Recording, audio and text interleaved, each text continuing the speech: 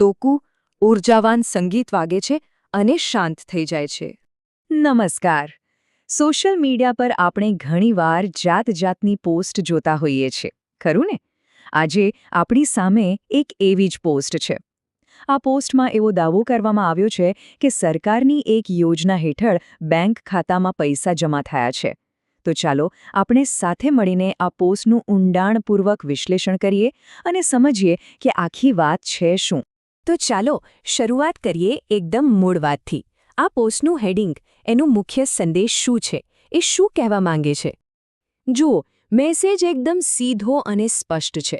PM કિસાન યોજનાનો 22મો હપ્તો ખાતામાં જમા થઈ ગયો છે. બસ આટલી જ વાત. અને આ એવી માહિતી છે જે તરત જ કોઈનું પણ ધ્યાન ખેંચી લે. પણ આજકાલ ખાલી દાવો કરવાથી ક્યાં ચાલે છે? પુરાવો તો જોઈએ જ. તો હવે એ જોઈએ કે આ પોસ્ટ પોતાના દાવાને સાચો સાબિત કરવા માટે શું પુરાવો આપે છે. અહીંયા પુરાવા તરીકે એક એસએમએસનો સ્ક્રીનશોટ મૂકવામાં આવ્યો છે.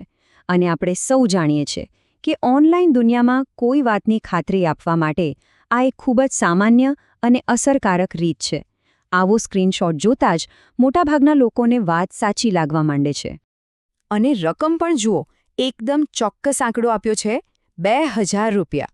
આ આંકડો જાહેરાતને વધુ વજનદાર અને વિશ્વાસપાત્ર બનાવે છે. હવે આ એસએમએસમાં જે ભાષા વપરાય છે ને, ચલો એને જરા સરળ બનાવીએ. જુઓ, અહીં લખ્યું છે ક્રેડિટેડ, એટલે કે પૈસા ખાતામાં જમા થઈ ગયા છે. પછી છે એસી, મતલબ કે બેંક એકાઉન્ટ. મોકલનાર કોણ? તો પીએમ કિસાન, એટલે કે યોજનાનું નામ.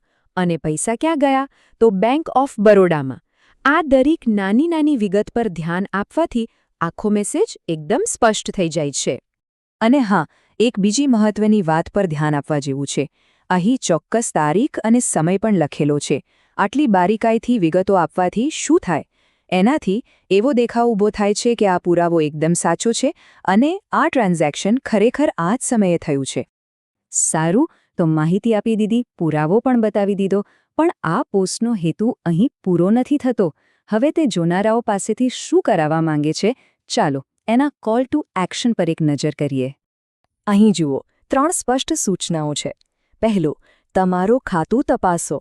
આ સાંભળીને તરત જ એક ઉત્સુકતા જાગે, બરાબર ને? બીજું, વધુ માહિતી માટે લિંક પર ક્લિક કરો. આ સીધી રીતે એમની વેબસાઇટ કે પેજ પર ટ્રાફિક લઈ જવાની રીત છે. અને ત્રીજું, ચેનલને સબસ્ક્રાઇબ કરો, જેથી ભવિષ્યમાં પણ લોકો એમની સાથે જોડાયેલા રહે. આ ખરેખર એકદમ સ્માર્ટ અને ગણતરીપૂર્વકની ચાલ છે. તો આ બધી કડીઓને જોડીને જોઈએ તો આખી વાતનો સાર શું નીકળે છે? આ પોસ્ટનો અસલી હેતુ શું છે? કારણ કે આ દેખાય છે એટલી સાદી જાહેરાત તો નથી જ. ટૂંકમાં કહીએ તો આ પોસ્ટ એક સુનિયોજિત સંચારનું ઉત્તમ ઉદાહરણ છે. પહેલાં એ એક ઘટનાની જાહેરાત કરે છે, પછી એસએમએસનું સ્ક્રીનશોટ બતાવીને એનો પુરાવો આપે છે, અને છેલ્લે સ્પષ્ટ સૂચનાઓ આપીને જોનારાઓને પોતાની લિંક અને ચેનલ સાથે જોડી દે છે. આ એક સંપૂર્ણ પેકેજ છે. આખું વિશ્લેષણ આપણને એક બહુ મોટા અને મહત્વના સવાલ પર લાવીને મૂકી દે છે.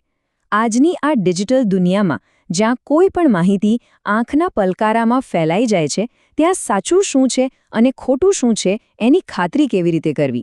આ એક એવો પ્રશ્ન છે જેના પર આપણે સૌએ વિચારવાની જરૂર છે.